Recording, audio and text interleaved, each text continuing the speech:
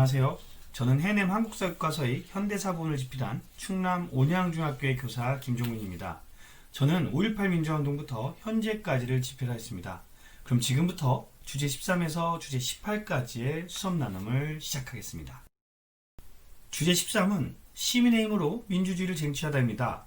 이 주제에서는 5.18 민주화운동부터 6월 민주항쟁까지 우리나라 민주주의 발전에 관한 역사를 서술하였습니다. 5.18 민주화운동은 신군부의 폭력적인 탄압으로 무참히 진압되었지만 이후 민주주의 발전의 밑거름이 되었습니다. 이 주제에서는 5.18 민주화운동과 6월 민주항쟁이 서로 밀접한 연관을 맺고 있다는 점을 먼저 알려주면서 수업을 시작하면 좋을 것 같습니다. 주제열기에서 제시한 자료는 1980년 서울의 봄 당시 서울역 광장에 모인 학생과 시민의 사진입니다. 확대한 사진을 보시면 알겠지만 정말 많은 인파들이 서울역 광장 앞에 모여있는 것을 알 수가 있습니다.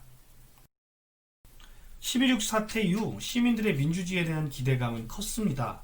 그러나 전두환 등 신군부 세력이 이른바 12.12 군사반란을 일으켜 권력을 장악하려 했습니다.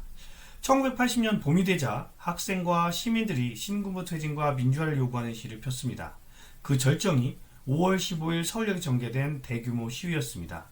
이후 어떻게 전개되었을까를 학생들에게 물어보면 수업에 대한 흥미가 높아짐을 확인할 수 있습니다. 5.18 민주화운동은 왜 일어났을까? 이 소주제에서는 5.18 민주화운동의 배경, 전개, 그리고 의의를 서술하였습니다. 저는 5.18 민주화운동 수업할 때 단순히 전두환 등의 신군부가 권력을 장악하려 했고 그에 저항하는 광주 시민을 군대를 동원하여 진압하였다라고 설명하는 것보다는 5.18 민주화운동 당시 광주 시민들이 보여준 공동체 정신과 민주주의의 열망에 대하여 자세히 설명하였고 이후 5.18 민주화운동이 1980년대 우리나라 민주주의 발전에 어떤 영향을 미쳤는지에 대하여 초점을 두어 설명합니다. 이를 통해 광주 시민들의 민주화에 대한 열망과 신군부가 행사한 국가폭력성을 스스로 생각해 볼 수 있도록 수업을 합니다. 이와 관련하여 정리하고 역량키우기 3번에서는 광주 시민 걸기문을 제시하였습니다. 이 글에서 시민군은 공수부대가 무차별한 살상을 저지르고 있기에 무장을 할 수밖에 없었으며 광주 시민들에게 자신들을 믿고 협조해달라고 부탁하는 내용을 밝히고 있습니다. 문제로는 5.18 민주화운동의 과정과 결과를 이해할 수 있도록 당시의 실상을 밝히는 기사나 기사 제목을 작성한 활동을 제시하였습니다. 역사 토바보기에서는 5.18 민주화운동의 오늘날 평가에 대하여 이야기했습니다. 전두환 노태우는 대통령까지 되었지만 결국 12.12 군사반란 및 5.18 민주화운동 유혈 진압에 대하여 내란 수괴, 내란 모의 참여 및 내란 목적 살인 등의 혐의로 각각 무기징역과 징역 17년을 선고받았습니다. 하지만 여전히 전두환은 자신의 행위를 부정하고 5.18 때 희생된 사람들에 대하여 아직 진실이 규명되지 않고 있습니다. 지금의 상황이 종료가 된 것이 아니라 진행 중이라는 것을 학생들에게 알려주면 좋을 것 같습니다. 5.18 민주화운동 기록물은 그 가치를 인정받아 세계 기록문화유산으로 등재되었고 5.18 민주화운동을 생각하며 만들어진 임을 위한 행진곡은 이후 5.18 민주화운동 공식 기념식에서 재창되었지만 한때 중단이 되어 논란이 되기도 하였습니다. 이 논란이 되었던 이유를 학생들과 함께 이야기해보면 좋을 것 같습니다. 군부 독재는 어떻게 연장되었을까? 전두환은 5.18 민주화운동 이후 대통령이 되어 권력을 장악합니다. 그 후 강압적 통치로 독재의 권력을 이어갑니다. 특히 5.16 군사정변이 있었던 사회 정화 사업을 본따 시행된 삼천교육 때는 많은 사람들이 재판도 받지 못하고 군대에 끌려가 혹독한 군사훈련을 받았던 전두환 정부의 대표적 인권유린 사건이었습니다. 이러한 인권유린 사건을 통하여 지금 우리가 누리는 민주주의가 얼마나 소중히 얻어진 것인지를 알 수 있도록 수업하면 좋을 것 같습니다. 생각톡톡에서는 땡전 뉴스를 소개하고 있습니다. 이 당시에는 전두환 대통령의 동정이 모든 뉴스의 맨 앞에 나왔는데요. 심지어 1987년 카알기 폭파 사건 당시에도 첫 번째 뉴스는 전두환 대통령이 참여했던 청소 관련 뉴스였습니다. 학생들과 언론과 권력의 관계에 대하여 이야기해보는 자료로 활용하면 좋을 것 같습니다. 시민들은 독재에 어떻게 정화했을까와 시민들이 거리로 나온 이유는 무엇일까입니다. 여기에서는 1980년 5.18 민주화운동이 어떻게 1987년 6월 민주항쟁으로 이어지게 되는지에 대한 맥락적 이해를 위하여 5.18 민주화운동 이후 대학생과 시민들의 움직임을 서술하였습니다.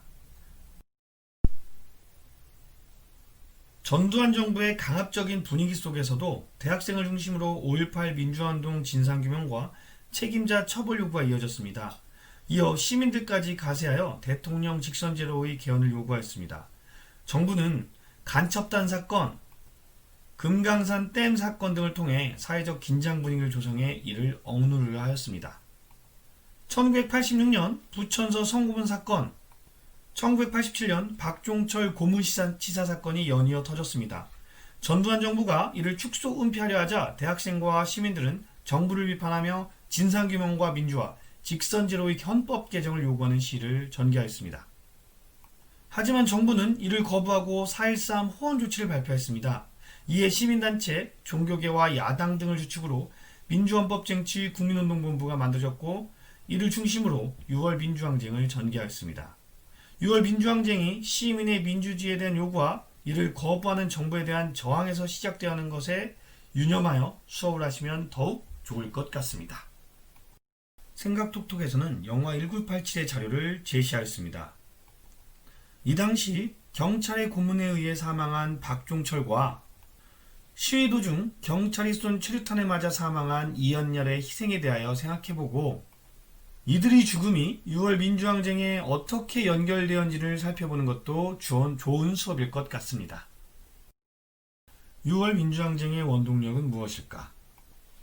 6월 민주항쟁은 많은 시민들이 직선제 개헌을 요구하며 더욱 크게 번져나갔습니다.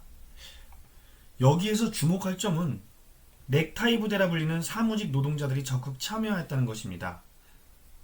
결국 정부와 여당은 국민들의 저항에 굴복하여 직선제 개헌 요구를 수용할 수밖에 없었습니다.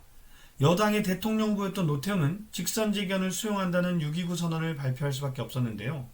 저는 수업할 때 6.29 선언은 국민들이 민주화에 대한 열망을 바탕으로 자발적인 참여와 노력으로 만들어낸 것이며 그 결과 현행헌법, 즉 우리가 지금 누리고 있는 민주주의 체제로 나아갔다는 것, 더 나아가 이때의 민주화 성취 경험이 시민의 정치 참여 확대로 이어졌다는 것을 강조해 줍니다. 이 부분을 집필할 때 편성호에 따라 6.29 민주화 선언이라는 용어를 사용할 것인가에 대한 집필진 내부의 토론이 있었습니다. 6.29 선언은 시민들이 저항하여 독재 정권에게 받아낸 것이지 독재 정권이 스스로 발표한 민주선언이 아니기 때문에 우리 교과서에서는 6.29 민주화 선언이라는 편수 용어를 사용하지 않았습니다. 이상으로 주제 13의 수업 나눔을 마치도록 하겠습니다.